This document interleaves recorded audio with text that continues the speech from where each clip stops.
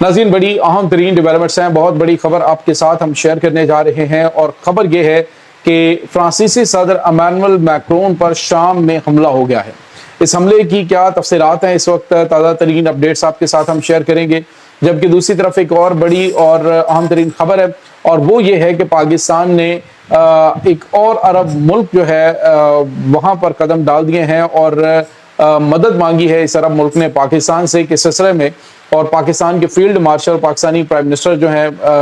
میاں شہباز شریف ایک اہم ذمہ داری کے لیے ایک اور عرب ملک میں قدم رکھ چکے ہیں۔ اس کی تمام تر ڈیٹیلز بھی آج کے اس ویلاگ میں آپ کے ساتھ ہم شیئر کریں گے۔ ویڈیو کی تفصیل میں جانے سے پہلے اگر آپ نے ہمارے اس چینل کو سبسکرائب نہیں کیا ہوا تو آپ سے گزارش ہے کائنڈلی اس کو سبسکرائب کر لیں اور بیل آئیکن کو ضرور دبا دیں تاکہ ہماری آنے والی ویڈیوز سب سے پہلے آپ تک پہنچ سکیں۔ ناظرین ہم آپ کے شکر گزار ہیں جو آپ ہمارے ویلاگز کو دیکھنے کے لیے وقت نکالتے ہیں اور کمنٹ سیکشن میں اپنی محبتوں کا اظہار بھی کرتے ہیں۔ ناظرین اس وقت صورتحال بڑی تیزی سے بدل رہی ہے اور اس وقت سمجھ نہیں آ رہی کہ آخر یہ مڈل ایسٹ کے اندر کس قسم کی جو ہے وہ صورتحال پیدا کرنے کی کوشش کی جا رہی ہے۔ اس وقت ناظرین آپ کو پتا ہے کہ فرانس کے صدر ایمانوئل میکرون جو ہیں وہ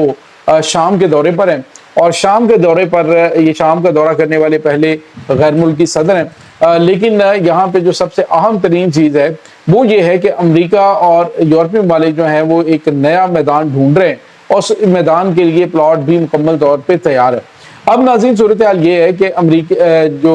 اس وقت امریکہ چاہ رہا ہے کہ مشرق وسطیٰ کے اندر جنگ ہے اس کو چھیڑا جائے، لیکن اس میں امریکہ انوالو نہ ہو، بلکہ یہ عرب ممالک جو ہیں یہ آپس میں ہی لڑ کے کمزور ہو جائیں اور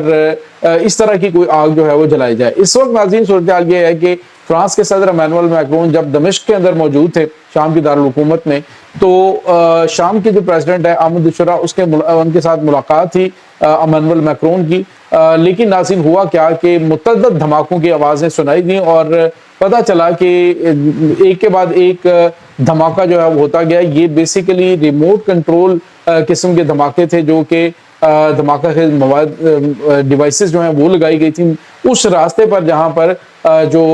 فرانس کے صدر ایمانوئل میکرون نے گزرنا تھا، لیکن ناظرین لکیلی جو ایمانوئل میکرون ہے وہ اس وقت وہاں پہ ملاقات کر کے تو بعض ذرائع یہ کہہ رہے ہیں کہ وہ جا چکے تھے اور بعض کہہ رہے ہیں کہ اس وقت ان کی ملاقات جو ہے وہ شروع ہوئی تھی جب یہ دھماکے ہوئے ہیں، اور بتایا جا رہا ہے کہ اس میں جو ٹارگٹ تھا وہ ڈیفینیٹلی جو فرانس کے صدر ایمانوئل میکرون تھے، اور اس میں وہ بال بچ گئے ہیں۔ یہ ان کے ہوٹل کے باہر کا ایریا تھا جہاں پر ایک کے بعد ایک جو دھماکہ ہے وہ ہوتا گیا، اور بتایا کہ جا رہا ہے کہ یہ دھماکے جو ہیں وہ یوں لگ رہے ہیں کہ جیسے ایسے ٹارگٹ کیے گئے تھے کہ ایک جگہ سے اگر ان کی گاڑی جو ہے وہ بچ جاتی تو دوسری جگہ پہ تیسری جگہ پہ کم از کم 3 دھماکے جو ہیں ان کی آوازیں سنائی دی ہیں۔ ناظرین اس وقت مشرق وسطیٰ کو دوبارہ سے ایک میدان جنگ بنانے کے لیے اس کا الزام کسی کے اوپر بھی لگایا جا سکتا ہے۔ اگر فرانس کے پریزیڈنٹ جو ہیں وہ نشانہ بنتے تو ڈیفینیٹلی دنیا میں ایک کوہرام آ جاتا اور بڑی خوفناک صورتحال بن جاتی، اور فرانس جو ہے اس کی جو ہے وہ جنگ شروع ہو جاتی، یورپ جو ہے وہ اس جنگ میں کود پڑتا، لیکن اس میں الزام ڈیفینیٹلی آ کے یا ایران کی پراکسیز کے اوپر لگایا جانا تھا، اور اس کے بعد آپ کو پتا ہے کہ یہ کیا ہونا تھا معاملات۔ بہرحال یہ ایک خوفناک تباہی کا منصوبہ جو ہے وہ بری طرح سے ناکام ہو گیا ہے، لیکن ناظرین اس سے ایک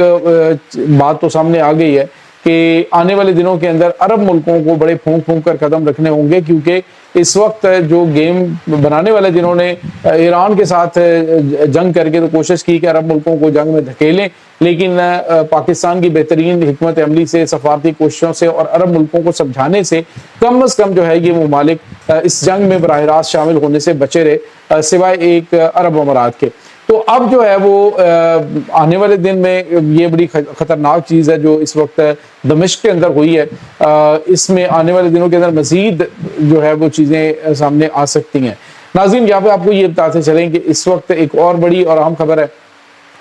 عرب ملکوں کے اندر پاکستان کے اوپر اعتماد جو ہے وہ بے تحاشا بڑھ چکا ہے۔ اس وقت معاملات خاصے جو ہیں وہ خراب ہو چکے تھے، اور مشرق وسطیٰ کے اندر آپ کو پتا ہے مختلف متحارب گروپ جو ہیں وہ بھی ایک دوسرے کے خلاف جو ہے وہ صف فرا ہیں۔ اب یہاں پہ آپ کو یہ بتاتے چلے کہ یہاں پر بھی 2 ممالک ہیں جو کہ